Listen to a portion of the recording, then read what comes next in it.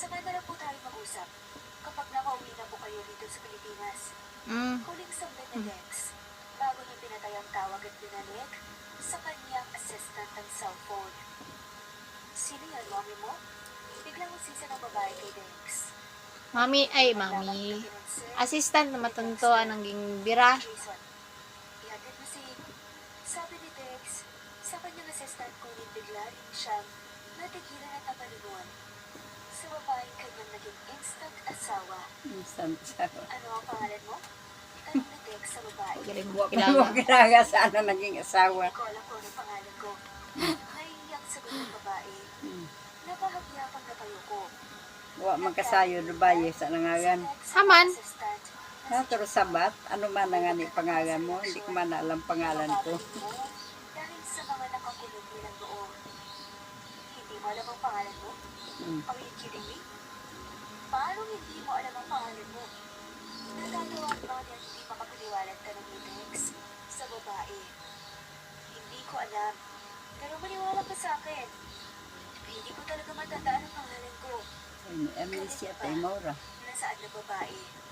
Bahagyang natahimik si Dex at napabuntong hindi na nalaman. Kaya ba si Manggaranon na mo? O sige, dahil sabi mo hindi mo alam ang pangalan mo, Tisay na lang.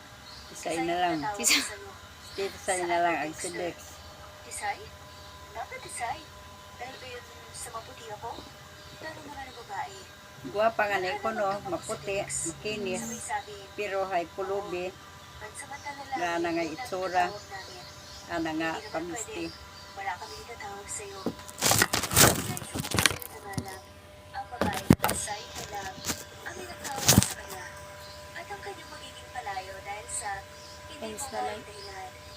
At hindi rin talaga alam ng babae kung ano ba talaga ang pangalan niya. Nakakita ko kilagas Samahan si pangalan. Tisay sa magiging kwarto niya. Malabaan na inautos si Dex sa kanya na assistant. Kung garanon, gali ra si Dex nga ra. Nagugutom na kasi ako eh. Pakasal nga ni. Napapusong sa pinag ni Tisay habang hawak niya ang kanyang tiyan. Kakain tayo mamaya. Magpapaluto ako sa mga katulong pero for now, I think kailangan mo munang magayos ang sarili mo at magbihis. Naghahalinlangan na tulad ni Dex. Kay Tisay habang kinapasudahan nito, tignan ang buong katawan ng babae. Pasensya na, kung marumi ako Pero tama ka, kailangan ko na mamalikot sa magbihis.